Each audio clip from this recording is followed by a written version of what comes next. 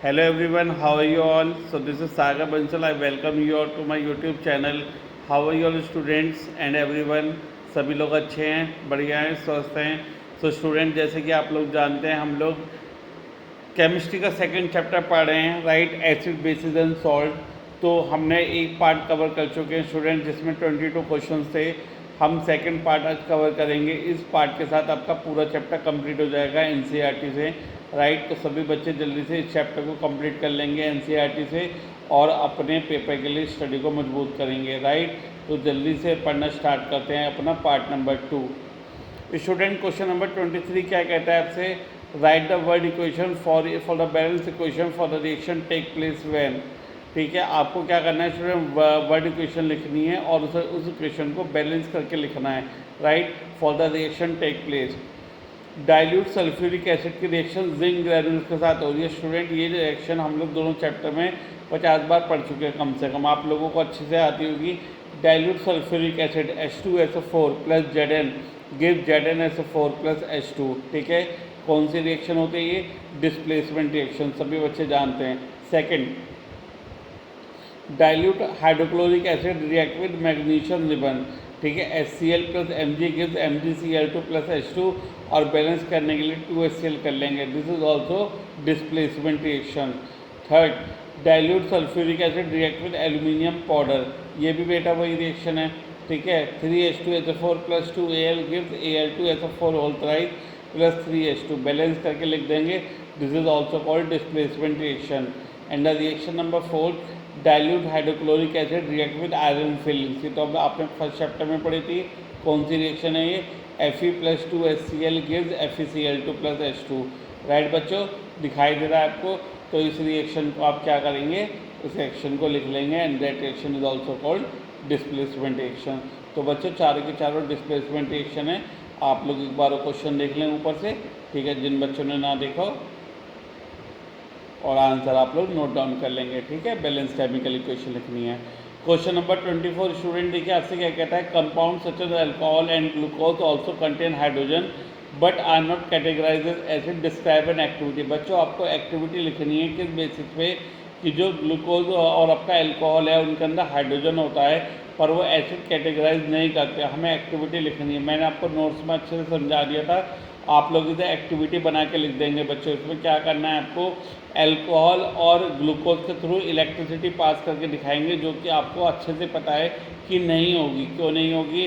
क्योंकि इन्हें जब पानी में डिसोशिएट करते हैं तो ये H+ आयन नहीं देंगे, यानी कि आयंस नहीं देंगे. अब जब आयंस नहीं देंगे तो बेटा इलेक्ट्रिसिटी भी कंडक्ट आपकी नहीं होगी.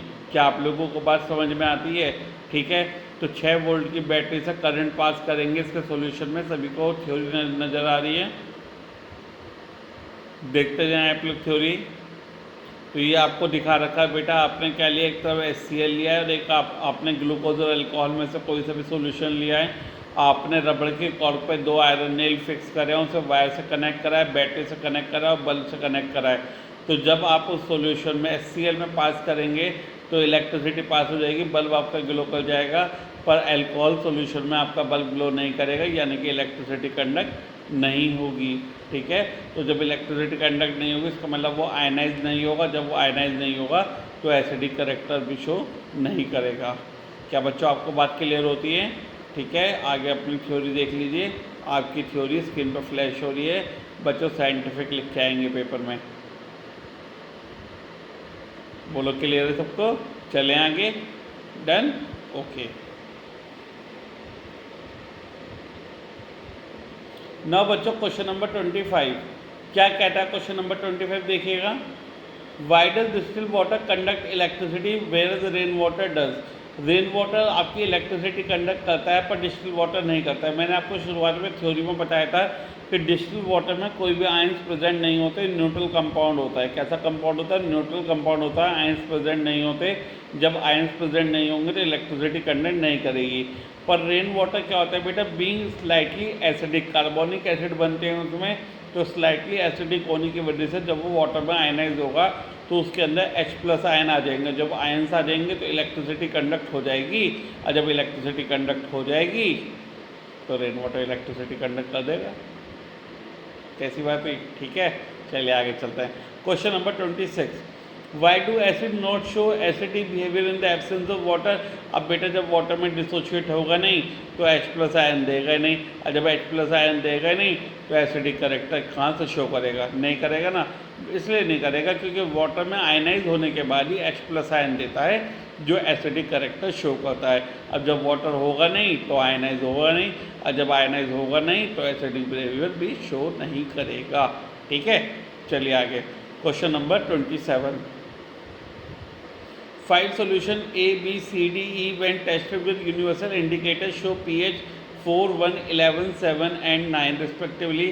विच वन इज़, आपको 5 ऑप्शन दे रखे बेटा। न्यूट्रल कौन सा होता है, स्ट्रांगली एल्कलाइन कौन सा होता है, स्ट्रांगली एसिडिक कौन सा होता है, वीकली एसिडिक कौन सा है, वीकली एल्कलाइन कौन सा होता है।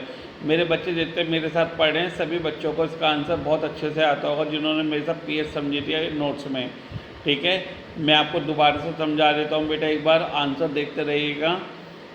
बेटा 7 होता है आपका न्यूट्रल, 7 से नीचे की तरफ पीएच पे चलते हैं तो स्ट्रॉन्ग एसिडिक बढ़ता है, यानी कि H प्लस आयन बढ़ते हैं आपके।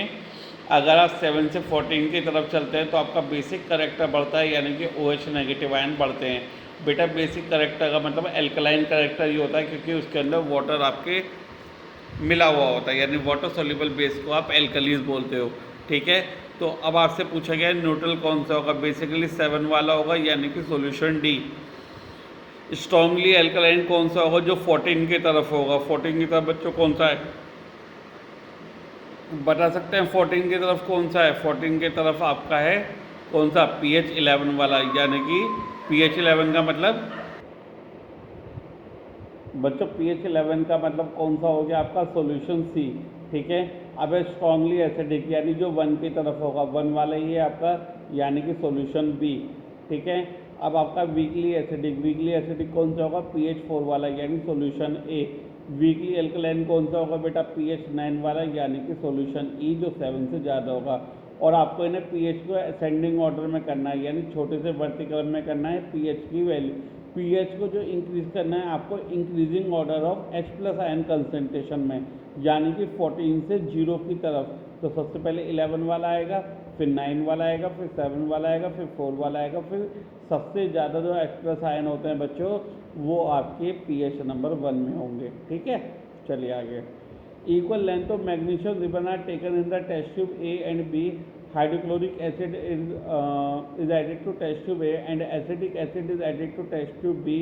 In which test tube will the fizzing occur more vigorously and why? बच्चों एक आपके पास 2 टेस्ट ट्यूब हैं। पहली टेस्ट ट्यूब में आपने हाइड्रोक्लोरिक एसिड डाला है जो कि आपको पता है स्ट्रॉन्ग एसिड होता है। एक आपने सेकंड टेस्ट ट्यूब में आपने एसिटिक एसिड डाला जिसमें आपका टेस्ट ट्यूब बी में जो कि आपका वीक एसिड होता है। आप लोगों को पता है कि जो आपका HCl होता है वो स्ट्रॉन्ग एसिड होता है और जो आपका एसिटिक एसिड होता है बच्चों वो आपका वीक एसिड होता है। तो फिजिंग का मतलब क्या है, हाइड्रोजन गैस जो है बुलबुलाहट के साथ कौन से तेज निकलेगी।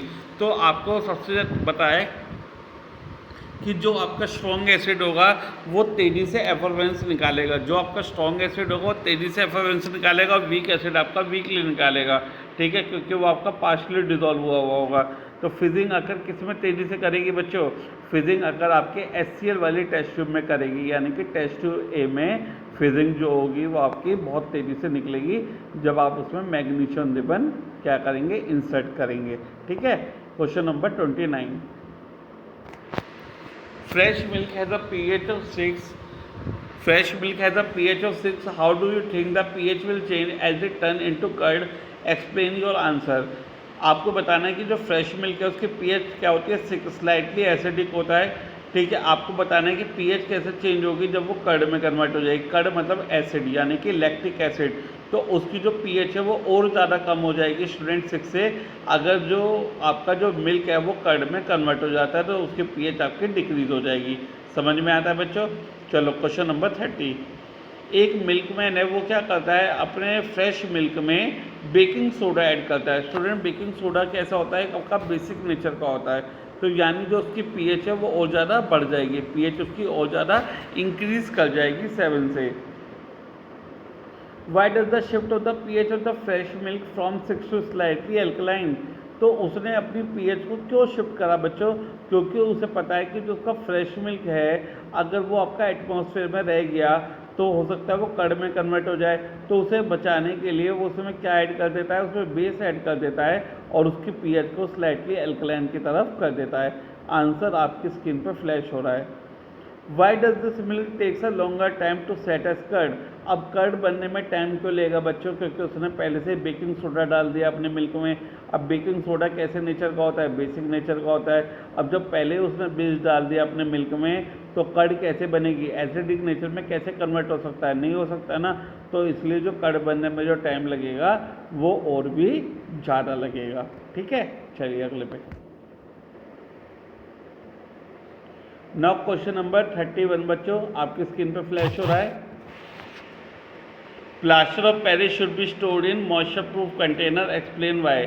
जो प्लास्टर ऑफ पेरिस है वो मॉइस्चर प्रूफ कंटेनर में क्यों रखते हैं बच्चों? आपको पता है क्योंकि जरा से भी मॉइस्चर मिलने पे वो हार्ड सॉलिड मास यानी कि जिप्सम में कन्वर्ट हो जाता है। ठीक है, और उसे दोबारा से प्लास्टर ऑफ पेरिस में कन्वर्ट करने के लिए आपको 100 डिग्री सेल्सियस या फिर आपको 373 केल्विन टेम्परेचर चाहिए, जो कि नॉर्मल कंडीशन में पॉसिबल नहीं है। इसलिए प्लास्टर ऑफ पेरिस को मॉइस्चर प्रूफ कंटेनर में रखा जाता है। ठीक है, तो रिएक्शन करके दिखा देंगे। CaSO4.12H2O that is called plaster of Paris. अगर मैंने इसमें स्टूडेंट्स वाटर ऐड करा तो मेरा जिप्सम में कन्वर्ट हो जाएगा हार्ड सॉलिड मास में, और अगर एक बार जिप्सम में कन्वर्ट हुआ तो दोबारा इजीली प्लास्टर ऑफ पेरिस में कन्वर्ट नहीं होगा। Question number 32, what is neutralization reaction, give two example. पता है आपको, when acid react with base to form salt and water that reaction is called neutralization reaction. या एसिड के effect को neutralize करने के लिए जो रिएक्शन होती है उसे न्यूट्रलाइजेशन रिएक्शन बोलते हैं। बच्चों कोई भी दो रिएक्शन दे देना, एसिड की रिएक्शन बेस के साथ दिखाना, तो सॉल्ट और वाटर आपका फॉर्म हो जाएगा। ठीक है, आपकी स्क्रीन पर दो रिएक्शन शो हो रही हैं, आप लोग लिख सकते हैं अपने पेपर के लिए। ठीक है, सबको थ्योरी क्लियर हो गई, दिखाई दे रही है। Question number 33, right two important uses of washing soda and baking soda. बच्चों बहुत इंपॉर्टेंट क्वेश्चन है और आप लोगों ने थ्योरी में पढ़ लिया है, कभी कभी पेपर में लिखने के लिए आ जाता है। दो use of washing soda and baking soda. आपको पता है वॉशिंग सोडा आपका कहाँ का इस्तेमाल होता है? हार्डनेस ऑफ वाटर को रिमूव करने में, glass, soap and paper industry में, बीइंग बेसिक इन नेचर। उसके बाद बेकिंग सोडा आपका कहाँ का इस्तेमाल होता है? आपको पता है कि कहाँ कहाँ होता है, बताओ। बेकिंग पाउडर या बेकिंग सोडा बेकिंग पाउडर बनाने में इस्तेमाल होता है। जब क्या करना पड़ता है आपको, छोले उबालने, चने उबालने, अगर आपको उनका कुकिंग टाइम क्या करना है, कम करना है, तो आप वहाँ पे बेकिंग सोडा डाल देते हो।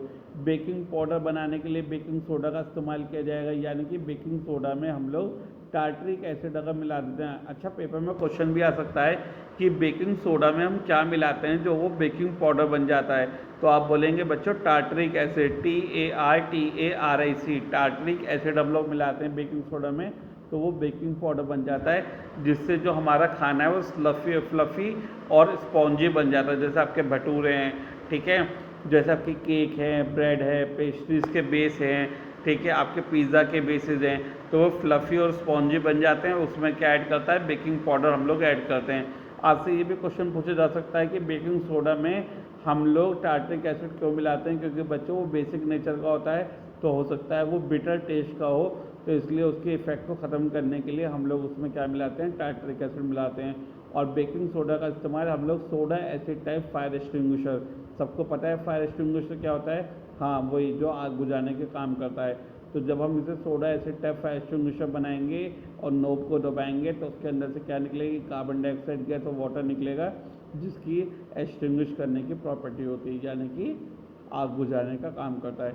तो बच्चों इसी के साथ हमारा चैप्टर कंप्लीट होता है। एसिड बेस एंड सॉल्ट के NCERT क्वेश्चन दो पार्ट में हम लोगों ने कवर कर रहे हैं स्टूडेंट। तो जो बच्चे इसे कर लें तो वो और बच्चों को बताएं, और जिन्हें नहीं करा है वो बच्चों जल्दी से कर लें, पेपर में इसमें से क्वेश्चन आते हैं, राइट। तो जल्दी से अपनी थ्योरी कंप्लीट करिए NCERT से। और हाँ, इन वाली दोनों वीडियोज़ को सभी को भेजें, सभी से चैनल सब्सक्राइब कराएँ, शेयर कराएँ, ताकि मेरा मिशन सब तक पहुंचने का वो पूरा हो जाए। जल्दी से जल्दी सागर सर की ये वीडियो सभी तक पहुंचा दीजिए, ताकि जो बच्चे इन वीडियोस को ढूंढ रहे हैं, इन सॉल्यूशंस को ढूंढ रहे हैं, तो सभी तक इन सॉल्यूशंस पहुंच पाएँ, राइट बच्चों। सो हैप्पी लर्निंग फ्रॉम जिज्ञासा and all the best from Sagar Bansal.